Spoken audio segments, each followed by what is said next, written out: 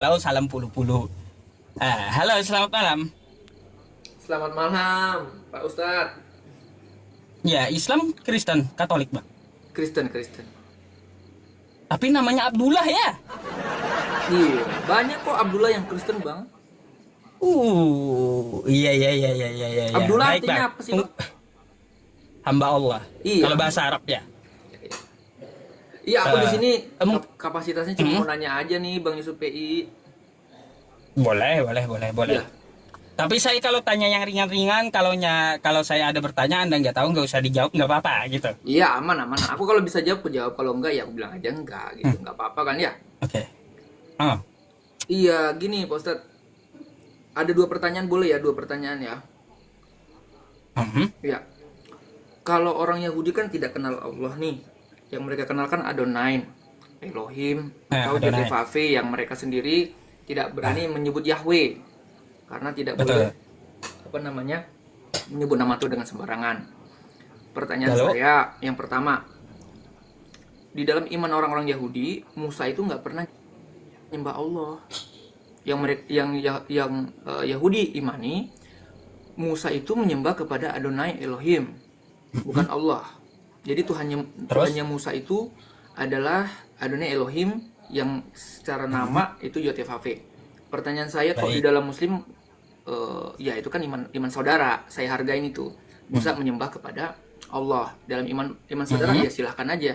Tetapi hanya Islam yang mengatakan demikian. Yang pertama ya.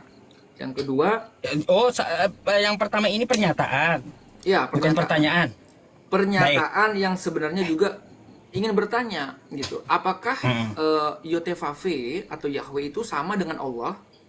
Itu yang Baik, pertama baik. pertanyaannya. Dan yang Lanjut. kedua, simpel aja yang kedua. Di dalam surah Al-Araf di 157 ya, sebentar saya buka.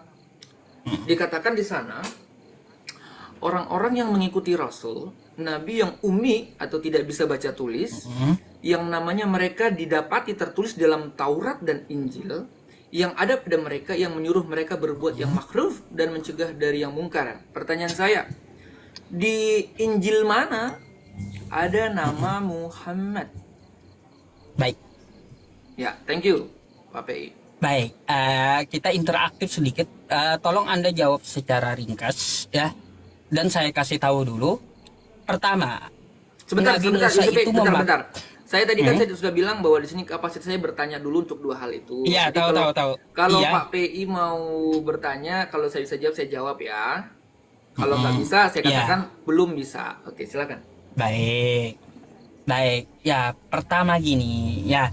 Dalam dalil Al-Qur'an, Quran surah Ibrahim di ayat keempat ya. Mari kita baca. Wa ma arsalna mir rasulin illa bilisani qaumihi liyubayyina lahum. Fayudillullahu man yasha wa yahdi man yasha wa huwal azizul hakim. Apa nih artinya? Ya, kami tidak mengutus seorang rasul pun melainkan dengan bahasa kaumnya. Oke? Nabi Musa ketika diutus itu tidak memakai bahasa Arab. Tetapi Nabi Musa ketika dia diutus itu memakai bahasa Ibrani. Oke? Dan di dalam bahasa Ibrani tidak ada Allah. Yang ada hanya Elohim. Jadi, dalam bahasa Ibrani tidak ada kosakata Allah. Kosakata Allah itu adanya dari Arab, dari Al-Quran. Maka sesuai ayat tadi, ketika Nabi Musa menyebut Tuhannya dengan sebutan yang dikenali Nabi Musa, bukan berarti Tuhannya Nabi Musa dengan Tuhannya umat Islam beda. Mereka memang para nabi itu menyebut Tuhannya itu dengan nama yang berbeda-beda. Tetapi ya, Tuhannya para nabi itu esa, satu. Oh, Dalilnya berarti di mana? berarti Allah Belum, ini belum sedikit lagi, Bang. Sedikit oke. lagi. Dalilnya di mana? Dalilnya wa ilahukum ilahu wahid. Dan Tuhan kalian adalah Tuhan yang satu. Artinya, Tuhannya Abraham Tuhannya Nabi Musa, Tuhannya Yesus, dan Tuhannya Nabi Muhammad, ya, yang dituhankan oleh umat Islam sekarang itu adalah Tuhan yang satu. Meskipun penyebutan dari para nabi tersebut, mereka menyebut nama Tuhan tersebut berbeda-beda karena bahasanya tidak sama. Nabi Muhammad pakai bahasa Arab, Nabi Musa itu memakai bahasa Ibrani, yang mana dalam bahasa Ibrani tidak ada kosakata Allah. Jadi kalau Nabi Musa menyebutnya Yod Hep Pape, monggo silahkan karena itu bahasanya Nabi Musa. Kalau kita menyebut Allah, ya silahkan gitu, karena itu dalam bahasa Arab yang dipahami oleh Nabi Muhammad. Jadi beda penyebutan bukan berarti beda Tuhan. Berarti Jadi kalau mereka nyembah- itu menyebutnya berbeda-beda, tapi Tuhannya satu, yaitu Tuhan yang Esa. Jadi gitu. Oke, Tuhan yang Esa ya. Kalau Tuhan yang Esa, tadi Pak Yusuf PI mengatakan bahwa mereka menyembah Tuhan yang sama. Artinya Allah ini sama dengan Tuhannya Musa yang kita kenal dengan Yotevave. Setuju?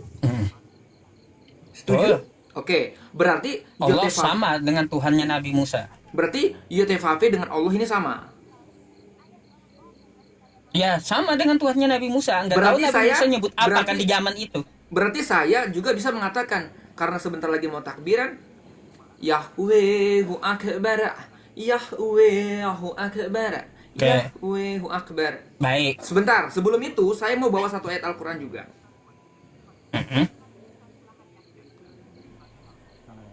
Kamu cari dulu ayat Qur'annya. Saya tanggapi dulu. Surah Al-Isra ayat yang ke-22. Janganlah engkau mengadakan Tuhan yang lain di samping Allah, nanti engkau menjadi tercela dan terhina. Jangan menyamakan Betul. Allah dengan Tuhan Bani Yahudi juga atau Bani Israel, apalagi dengan Tuhannya Bani Nasrani. Baik. Nah, kenapa Benar. Anda mengatakan Tuhannya Nabi Musa adalah Tuhan yang disembah juga oleh teman-teman saudara saya yang Muslim, yang Islam, yang dikenal dengan nama Allah, sama, dan Anda setuju bahwa Allah itu adalah Yotevave, sama. Pertanyaan saya, apakah Yotevave adalah Allah? Silakan. Saya bertanya loh Baik, teman-teman ya, ya. karena Pak Yusuf PI yang mengatakan tadi bahwa Tuhannya Nabi Musa yang dikenal dengan Yotevave atau Betul. Yahweh adalah sama dengan Allah. Silakan. Baik, saya jawab dulu. Yang pertama, Yahwehu Akbar itu bahasa campuran. Ya, nggak bisa dikatakan kayak gitu. Bahasa Arab nggak ada Yahweh. Jadi jangan mengada-ada dengan kosakata yang Anda campur-campur gitu. Nggak bisa disebut Yahwehu Akbar.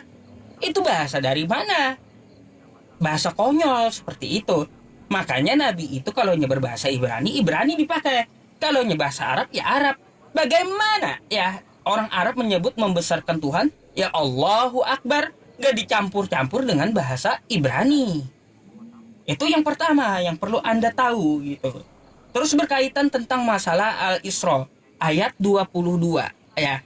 Yang Anda katakan di sini seperti apa nih ya?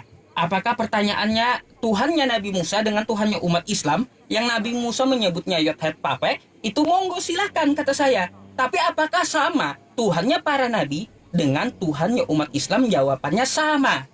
Tapi Anda perlu ketahui, Tuhannya umat Islam tidak sama dengan Tuhannya Yahudi dan Tuhannya Nasrani. Bisa dipahami?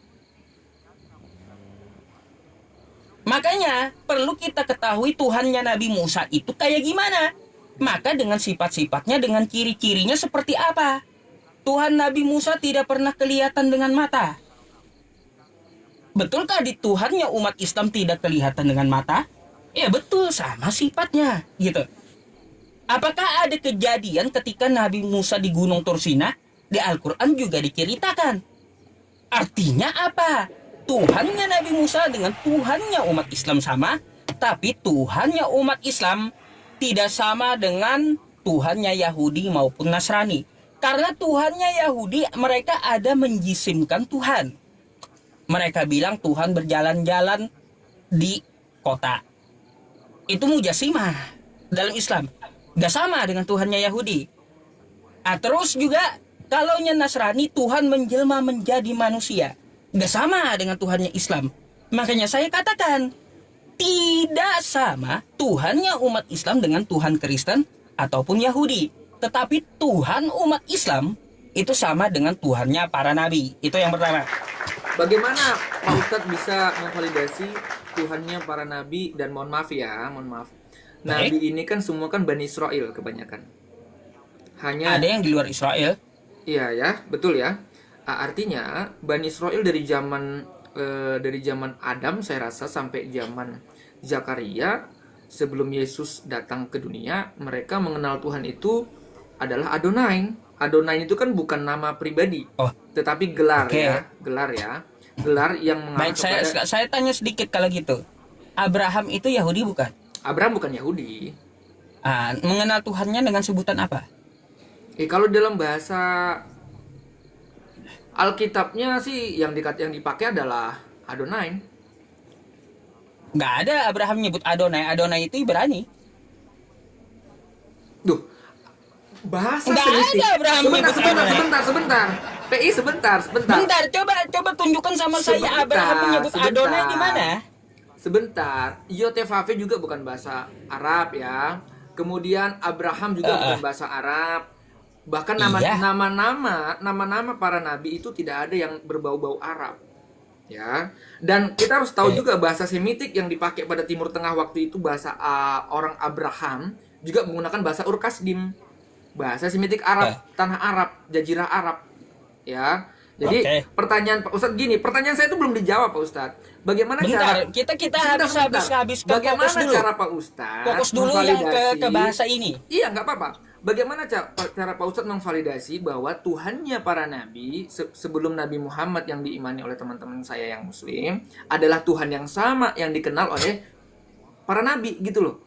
Masalahnya Oke. tidak ada nabi satupun di luar Muhammad yang mengenal Muhammad atau bernubuat tentang Muhammad. Makanya saya Oke. tanya di surah Al-A'raf di yang 157, Pak Ustadz PI, ini ada dikatakan oleh Allah kepada Nabi Muhammad melalui Nabi Jibril, dikatakan orang-orang yang mengikuti Rasul Nabi yang ummi tidak bisa baca tulis yang namanya udah. mereka dapati tertulis dalam Taurat dan Injil. Nah, pertanyaan saya nih, Baik. di mana di dalam Injil ada kata atau nama Muhammad? Itu Baik. saja. Kalau misalkan Anda bisa jawab, Saya sedikit mau tahu. saya Mau cukup tahu bertanya sama tentang Anda. itu aja, Ya, Pak baik. PI.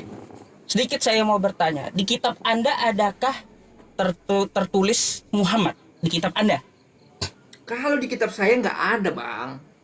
Baik. Jangan dipaksa, Berarti Bang. Kitab, Jadi baik, gini, Bang. aku tuh bentar, heran. bentar. Saya belum jawab. Bentar, saya belum jawab. Dengarkan jawaban saya. Sebelumnya. Kenapa Saya butuh hanya validasi bertanya. Makanya dari saya kitab hanya bertanya sebelumnya? kepada Anda. Dengarkan ya. Tadi saya bertanya kepada Anda, ya. Apakah kitab Anda kitab Injil? Ya. Lalu adakah di kitab Anda itu tertulis nama Muhammad? Kata Anda tidak ada. Berarti membuktikan kitab Kristen bukan Injil. Ya, teman-teman di situ dulu. Ya. Ingat, dia bilang tidak ada tertulis Nabi Muhammad di kitab dia. Ini membuktikan kitab mereka bukanlah Injil. Itu dulu kamu perlu catat. Ya, berarti kitabmu bukan dari Tuhannya para nabi. Tuh, satu. Yang kedua tentang permasalahan Nabi Ibrahim tadi pakai bahasa Urkasdim. Betul. Kita akui ada nabi di luar Bani Israel. Tapi saya sudah bilang bahwa Tuhannya para nabi itu satu, bukan sama. Berapa kali tadi? Wa ilahukum ilahu wahid. Lalu bagaimana kita mengetahui Tuhannya para nabi, Tuhannya umat Islam itu sama dengan Tuhannya para nabi? Dari ciri-ciri Tuhan tersebut. Ciri-ciri Tuhan tersebut seperti apa sifatnya? Maka kita lihat ke Keluaran Nabi Musa. Di Keluaran 33 nomor bentar. Anda dengarkan dulu. Tadi saya dengarkan Anda. Di Keluaran 33 nomor 20 ya. Tuhannya Nabi Musa itu tidak dapat dilihat dengan mata. Kalau ada yang melihat dengan mata, maka manusia itu akan mati. Tuh, ciri pertama. Makanya Yesus mengatakan, ya, di Yohanes 5 nomor 37, Bapa yang mengutus aku, dia yang bersaksi tentang aku, kamu tidak akan dapat mendengar suaranya rupanya pun tidak pernah akan kau lihat. Jadi Tuhan itu gaib, tidak dapat dilihat dengan mata. Ciri Tuhan para nabi itu. Nah, lalu di Islam apakah Tuhannya kelihatan? Apakah dapat dilihat dengan mata? Ternyata Tuhannya umat Islam juga tidak dapat dilihat dengan mata. Quran surah Al-An'am ayat 103, la tudrikuhul absar. Kan kayak gitu. Tuhan itu, Allah itu tidak dapat dilihat dengan mata. Jadi dapat kita ketahui sifat Tuhannya para nabi dengan Tuhannya umat Islam itu sama. Tuh. Dulu ciri-ciri dari Tuhannya para nabi. Itu dulu yang dipegang. Kalau masalah penyebutan yang berbeda, itu no problem karena bahasa yang berbeda. Tapi ciri-ciri Tuhan itu tidak mungkin beda. Tuhan bukan manusia. Di dalam Islam, lam yalid wa lam yulad. Tuhan tidak beranak dan tidak pula diperanakkan. Quran surah Al-An'am ayat 101. Dia itu tidak perlu gender seperti manusia. Itu Tuhannya Yahudi kayak gimana? Mari kita lihat. Yesaya 46 nomor 5, hendak dengan apa kamu menyamakan aku? Terus juga kita lihat di Bilangan 23 nomor 19. Allah itu bukan manusia. Jelas. Kita perlu tahu dulu ciri Tuhan itu pasti sama Tuhannya para nabi itu. Tidak ada yang beda. Tuhannya bukan manusia, tidak akan jadi manusia, dan bukan mujasimah. Tuh, tidak terlihat dengan mata. Itulah Tuhannya para nabi. Jadi mengenali atau menyamakan Tuhannya para nabi itu mudah. Dengan ciri-cirinya, bukan dengan bahasanya. Oke, Pak Ustadz, silakan. sedikit Pak Ustadz. Sebelum ke pertanyaan kedua saya tadi, ini bagus nih untuk diskusi ya. Pak Ustadz dia mengatakan bahwa ciri-ciri adalah salah satu untuk menjadi pattern atau memvalidasi bahwa Tuhannya adalah sama. Ciri-cirinya tidak pernah berjumpa dengan Allah. Ya, begitu ya. Tuhan itu tidak bisa. Lalu yang perjalanan Isra Mi'raj itu seperti apa sebenarnya Pak Isopei? Saya mau tanya dong. Baik, dalam hadis Nabi Muhammad perjalanan Isra Mi'raj itu tidak bertatap langsung, tidak melihat langsung Allah Subhanahu wa taala. Tapi ngobrol. Allah itu tidak dapat dilihat nur alam nur. Yang ngobrol seperti dia ngobrol di Sidratul Muntaha. Ngobrol. Ustaz? Aku maaf nih, aku serius bertanya. Baik. Ngobrolnya seperti apa penjelasannya? Gampang, Bang. Ngobrolnya Nabi Muhammad dengan Allah itu sebagaimana ngobrolnya Nabi Musa dengan Allah, sama. Sorry, Musa nggak pernah ngobrol sama Allah. Bentar, gini, biar Anda paham, Nabi Musa kan itu ada di dalam Quran. Dia mendengar suara di balik pohon. Tapi dia tidak melihat Tuhan, tapi ada suaranya di balik pohon. Mudah bagi Allah ketika bercakap-cakap dengan Nabi Muhammad di Sidratul Muntaha tanpa menunjukkan zatnya, tanpa menunjukkan diri. Nabi Muhammad diberi kemampuan untuk mendengar firman Allah. Sama dengan Nabi Musa. Gitu caranya. Oke? Boleh saya bertanya? Loh, pertanyaan kedua saya tadi belum dijelaskan loh. Yang mana? Yang tentang apakah Nabi Muhammad itu ada nama Muhammad itu ada di Injil? Karena dalam surah Al-A'raf 157 dikatakan kalau itu perkataan Allah, seharusnya kan kita harus cari nih di Injil mana nih ada kata Muhammad gitu. Kan tadi saya udah jawab ya. Satu. Di kitab Anda apakah tertulis Nabi Muhammad? Kata saya tanya. Kata Anda tidak ada. Artinya membuktikan kitab Anda bukanlah Injil gitu. Oh gitu. Kan gitu. Jadi itu memvalidasi bahwa Injil yang kami imani itu bukan Injil yang dimaksud di dalam Al-Quran. Loh, bukan Injil karena Anda sendiri mengatakan Nabi Muhammad tidak tertulis di kitab Anda. Tertulisnya Nabi Muhammad itu di kitab Injil. Injil yang bukan mana, di kitab Ustaz? Anda. Injil yang mana? Coba Injil yang mana? Nah, baik. Apakah Injil yang di tangan Anda? Jelas bukan. Soalnya kitab Anda bukanlah Injil. Kalau gitu, tunjukkan Injilnya Pak Ustaz, coba. Baik, akan tunjukkan Injil dengan satu syarat, boleh? Boleh. Baik, baik, baik. Bang, sebentar ya. Ini biar Anda paham dan mengerti. Saya akan ambilkan sesuatu ya. Saya akan tunjukkan Injil yang asli apabila Anda dapat menjawab pertanyaan saya. Tunggu ya teman-teman. Orang tanya Injilnya Injil yang mana kok malah. Karena dalam surah Al-A'raf teman-teman, surah Al-A'raf dikatakan Injil dalam kitabnya ahli kitab gitu loh. Ahli kitab, yang ahli kitab dimaksudkan ini ya para ahli kitab gitu loh. Lah kitab yang mana? Misalkan dia bilang surah Al-A'raf di surah Al-Quran mengatakan bahwa di dalam Taurat dan Injil. Oke, kalau Taurat Ini sering kalau saya Injil, sering aku memperagakan bingung Injil yang mana gitu loh. Baik, baik, baik. Nih, saya akan peragakan kepada Anda. Saya akan jelaskan kepada Anda Injil yang mana dan akan saya tunjukkan yang aslinya dengan satu syarat Anda bisa menjawab. Saya mau tanya dulu, ini sering udah saya peragakan agar Anda mau berpikir. Karena kan wadrib lahum masalan. Bikinkanlah mereka sebuah perumpamaan. Kan kayak gitu. Ini air bening di dalam gelas ini, betul nggak? Ada ya air bening? Ya. Oke? Air bening ini kita analogikan adalah Injil yang asli. Tanpa campuran. Tanpa diubah-ubah. Bagaimana kita mengatakan Berarti itu asli, ada Bang? tuh. Baik, karena dia bening, belum ada campuran yang lain.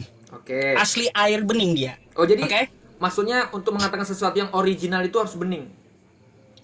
Bukan berarti ini kan analogi. Iya, saya paham. Maksudnya Ya. ini kan membawa cara berpikir kita bagaimana kita Baik. mengatakan Injil itu original. Betul? Iya, originalnya itu artinya apa? Langsung firman dari Tuhan kepada Nabi Isa. Oke. Itu silakan. originalnya berarti. Hmm. Oke? Hmm. Nah, kalau ini ada firman Tuhan kepada Nabi Isa, kita analogikan dengan air bening ini, Hmm. kata Al-Quran. Ya, di dalam Quran, surah Al-Baqarah, ayat 79. Fawailul lilladzina yaktubuna al-kitaba biaydihim, thumma yaquluna hadza min indillah, liyashtaru bihi thamanan qalila. Celakalah orang yang mengubah kitab lalu memasukkan ideologinya ke dalam kitab tersebut lalu dikatakannya ini dari Allah untuk mengambil keuntungan sedikit. Artinya Injil itu telah diubah dan bercampur gitu. Hmm. Nah, entah itu berubah atau dicampur atau ada yang disembunyikan, ya. Maka kita analogikan kalau dia bercampur, kita campur dulu ini. Tuh. Nah, jika Anda ingin mengetahui mana Injil yang asli kata Anda, coba tunjukkan sama saya mana bening tadi. Kenapa ketawa? Begini Pak Ustadz, analoginya Bentar, saya tanya kepada Anda dulu, bentar. Biar Anda mau berpikir, saya mau tanya, Iya, saya mana ngerti air maksudnya. beningnya tadi? Saya ngerti maksudnya. Pak Ustadz mengatakan bahwa Injil Matius, Markus, Lukas, Yohanes yang kami imani adalah yang sudah menjadi jeruk. Itu tadi toh. Saya tidak ada mengatakan yang jadi jeruk itu Injil Iya, Yohanes, analogi Anda. Matius. Enggak, saya hanya bertanya kepada Anda, mana air bening yang saya tunjukkan tadi? Oke, baik. Begini. Injil itu mulai jauh di zaman di atas Nabi Muhammad, betul? Bagaimana Iya. mungkin sesuatu yang sudah diimani begitu lama, kemudian ada Al-Quran yang mengatakan ada nama Muhammad dalam Injil. Kapan dirubahnya itu Pak Ustadz? Karena Nabi Muhammad ada setelah 500 tahun berikutnya. Karena kitab Markus itu tahun 60-an lah ya, abad pertama.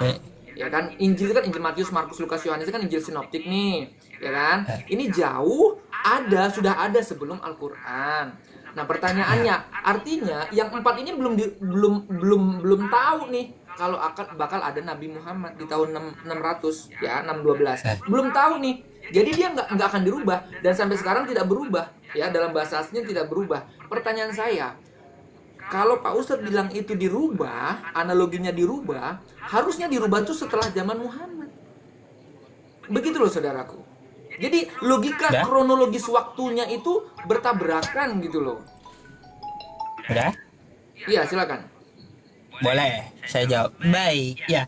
Kan Anda tidak dapat lagi mencari yang beningnya. Terus Anda juga memverifikasi bahwa kitab Anda bukanlah Injil. Karena Injil yang asli itu saya bilang ada tertulis nama Nabi Muhammad. Seperti yang dikatakan oleh Al-Quran. Bila tidak ada tertulis di kitab Anda, berarti kitab Anda bukanlah Injil. Kunci di situ. Jadi jangan Begini, Anda Pak Ustadz. bilang, bentar dulu. Bagaimana Bentar, mungkin jangan sesuatu yang dulu baru, Anda bilang. sebentar. Bagaimana mungkin sesuatu yang baru memverifikasi itu Injil atau tidak? Nggak bisa. Contoh begini nih, gua lulus dari SMA Caritas ya, atau SMA Saperius. Kemudian generasi berikutnya mengatakan bahwa saya bukan lulusan dari situ. Oh, itu bukan Saperius. Nggak bisa dong. Sesuatu yang baru hadir, mohon maaf ya, yang baru hadir memvalidasi Analogimu atau salah. logikanya Salah, Bang. makanya dengerin. Pakai logika gitu. Kalau kau alumni tahun 91, lalu kata kau alumni 92, mengatakan kau bukan alumni dari 91, itu bukan alumni 92 yang memverifikasi, tapi sekolahnya. Gimana sih?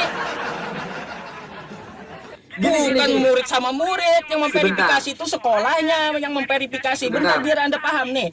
Satu. Ya.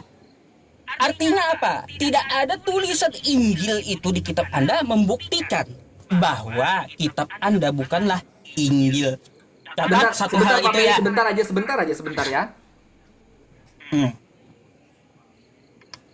Catat tuh ya, kitabmu bukan Injil. Karena apa? Tidak ada tertulis Nabi Muhammad di dalam kitabmu. Berarti kitab kau bukan Injil. Aduh, begini. Pak Ustadz, thank you penjelasannya. Cuman gini, kalau secara kronologis waktu, jadi nggak bisa, Bang.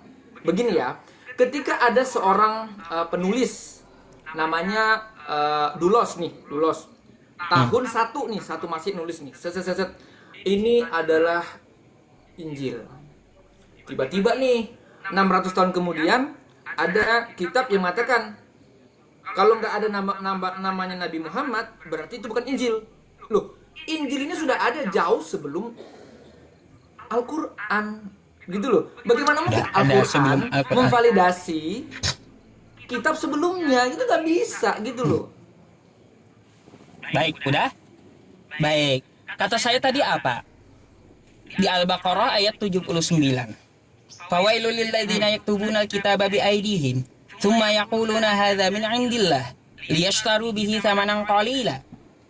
Celakalah orang yang menulis kitab dengan tangan mereka sendiri, maksudnya memasukkan ideologi, mengubah atau menambahi. Lalu mereka katakan ini dari Allah untuk mengambil keuntungan yang sedikit. Dari mana saya mengetahui kitab Anda itu bukan Injil? Dari teks asli kitab Anda. Karena teksnya itu dengan terjemahannya telah diubah-ubah. Betul kata Quran. Ini saya ambil contoh satu hal ya buat kamu. Coba kamu perhatikan nih. Begini Pak Ustadz, sorry saya potong Pak Ustadz ya. Sebenarnya saya hanya mengharapkan jawaban, bukan. Iya, tahu. Ya ini saya lagi menjawab, Bang. Di dalam ilmu apapun, sesuatu yang baru tidak bisa menyalahkan sesuatu yang legend, ya. Oke. Itu pertama. Yang kedua, memang benar di Taurat dan di Injil tuh nggak ada yang namanya Muhammad, gitu loh. Ya. Ya itu kita sepakat. Pertama, kita sepakat yang dinamakan di dalam kitab Anda tidak ada Nabi Muhammad, berarti sepakat kitab Anda bukan Injil, kan gitu. Udah, saya pun sepakat gitu. Tentang masalah itu saya sepakat. Berarti membuktikan bahwa kitab Anda bukanlah Injil. Karena di dalamnya tidak ada tertulis nama Muhammad. Kan gitu. Satu poin yang Anda sudah dapat tuh. Terus yang kedua, betulkah kitab Anda itu telah diubah-ubah? Seperti kata Al-Quran saya. Nih kau perhatikan saja. Ya kayak gitu. Nih, kau kan kitab kau ini bahasa Yunani. Ya. Ya, saya ngambilnya dari Codex Sinaiticus. Nih. Di sini dari Yohanes bab 8. Ya, perhatikan nih. Oh, kitab kau Yohanes 8 dari kodeks tertua Yunani kamu. Nih, ayatnya dari 12 ya. Oke? nggak ada 1 sampai 11-nya ayatnya itu. Tapi setelah diterjemahkan ke LAI, ayatnya dari 1. Nah, ini membuktikan kitab kau itu telah diubah ditambahi ya. Nah, jadi kitab kau telah diubah, telah ditambahi betul firman Al-Qur'an. Begini, Pak Ustadz, Celakalah mereka Pak Ustadz. yang bentar dulu.